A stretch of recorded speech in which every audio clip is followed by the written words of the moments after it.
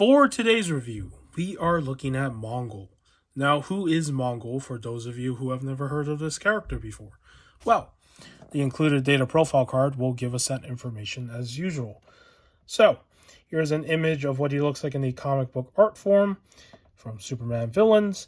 One thing that I do want to point out, and you probably already noticed already, is the fact that the figure looks nothing like the source material that they're saying that it's from. I don't know what happened there. My theory is that this could probably be because this figure was rushed, which goes into a point that I will talk about later in the review. So, yeah. Alright, his real name is Mongul. Mongul is a brutal ruler of the planet-sized weapon of mass destruction called Warworld. Using Warworld to conquer planets across the cosmos, the tyrant enslaves the inhabitants and forces the strongest among them to serve in his horde army, or suffer an uncertain fate in gladiator-style games for his amusement. Mongul's immense size, rock-like body, and rapid regeneration makes him nearly invincible, and his super strength, speed, and agility make him almost unstoppable. That's a pretty good read-up on who Mongul is. And I also just learned something new. I did not know he had rapid regeneration. That is pretty overpowered. Okay. So, how was I introduced to this character? Well, it was from the Justice League animated show, where there were two episodes that I remember fondly because I really loved these two episodes for some reason. When Superman and Martian Manhunter got stranded on this foreign planet where it turned out to be Warworld, and they discover Mongul. And then the second episode where he appears that I remember fondly was when he ambushed Superman in the Fortress of Solitude, which was quite a surprise. How he was able to find where Superman was. Because if I remember correctly, in that other episode when they left, he didn't know where Superman went to. I assume. I don't remember. It's been too long since I watched that Justice League animated show. But point is, in both showings of this character, he is not someone you mess with. Even when he's defeated, quote unquote, he will find ways to come back and get revenge, basically. So that is what he is. He's not like the typical jobber villain character that some villains are created to be. I think if they write a good story and comic with this guy, he could pretty much be maybe at the similar levels to Brainiac and Darkseid. That's just my opinion. Yeah. All right. Let's take a look at the aesthetics because there is no accessories for this figure. Okay. This is quite typical with mega figures.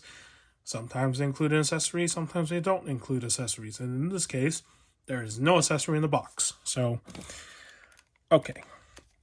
Let's take a look at his face. Zoom right in. And as you can see, he has a very, very grimacing smile, which is a very nice expression. I like the way that they sculpted this head sculpt, even though I feel like this design might be based on something else from whatever other comic it's from, and it would have been interesting if the figure was exactly like this photo, right? But it doesn't matter. It's the same character. So, I like the way that they did the face sculpt. I like the way that they did his, I don't know what to call this, like maybe a helmet or whatever he's wearing. It feels like he's wearing like some sort of harness over his, upper part of his chest, because if you look at this middle part, it's like a light reactor, and there's like all these cores going through the top part of his shoulders, and on the back you have this thing here. I don't know what to call this. It's like some sort of maybe some sort of like battery or something for his suit, and down here there's like this line here, whatever this is. And this is like a loose piece. It's not even like glued on. So it's just like soft PVC. Yeah, I don't know what that is. And yeah, it just goes around him. And that's basically the upper part of it. And then the lower part of his body, you can see his belt which is very nicely detailed. And something I do want to point out too is the fact that there's a lot of places on this figure, especially with the silver, that you can go back and just apply more metallics to it. So then the shine on it could pop more. So it looks like shiny metal. But for what it is, I don't think they did a bad job.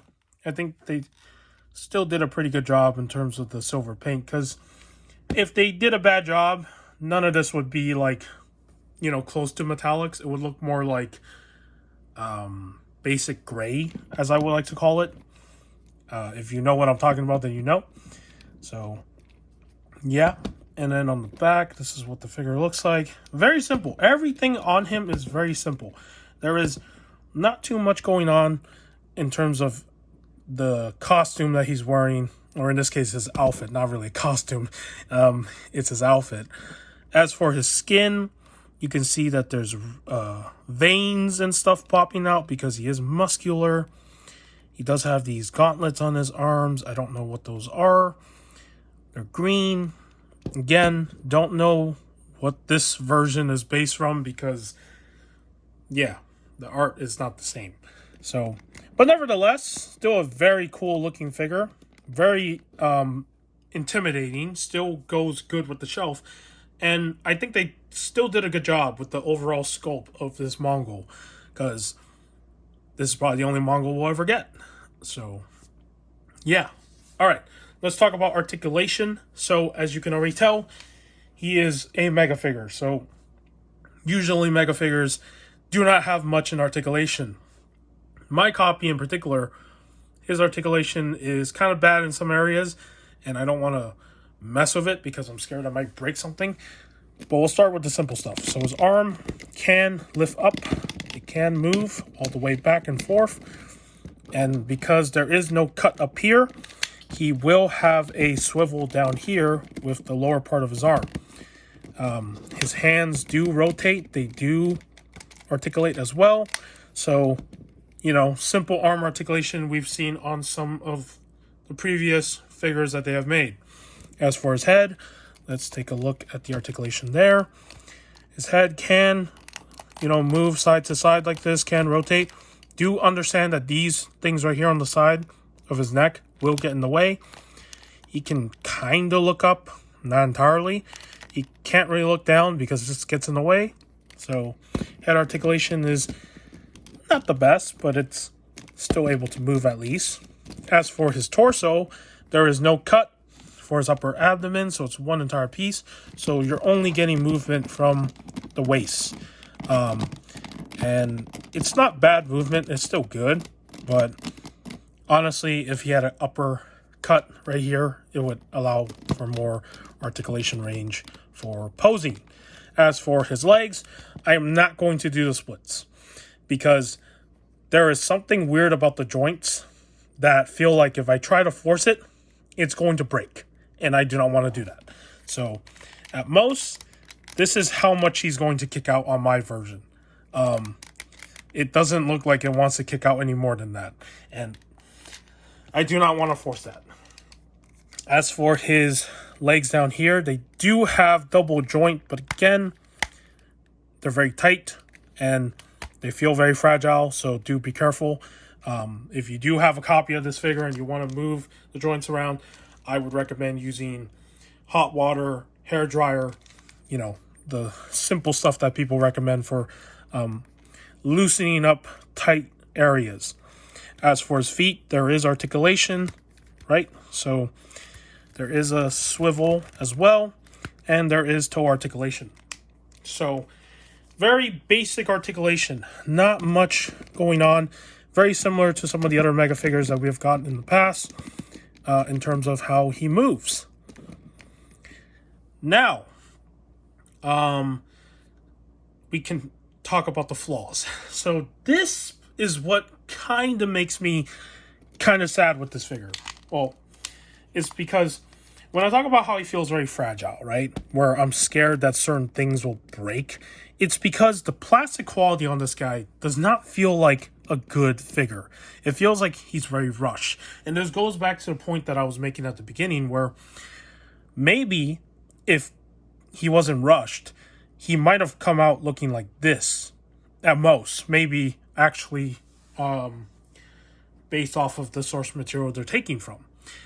But because the plastic quality on this guy feels very, very cheap feeling, it feels like something could snap at any minute. Like, that's just what it gives me when I hold this figure. It really makes me question, like, was this rushed? It had to have been, because there are two other examples I can bring in to kind of point what I'm talking about, okay?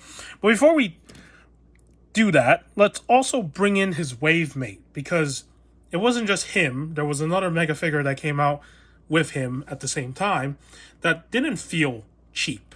It felt like a sturdy figure. And you may remember him. Let me just put him in. Frankenstein. This figure, by no means, feels like a cheap figure. This feels like a solid mega figure, right?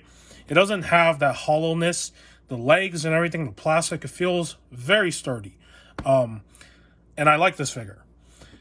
Now, this guy does not give me that same sort of, vibe. It feels like they didn't put the same sort of treatment that they did with Frankenstein onto him. And this goes back to a few other figures that they have also done this to for some unknown reason. Like, I don't know the reason behind it. I think it was just Russian production. So let's bring in the first one.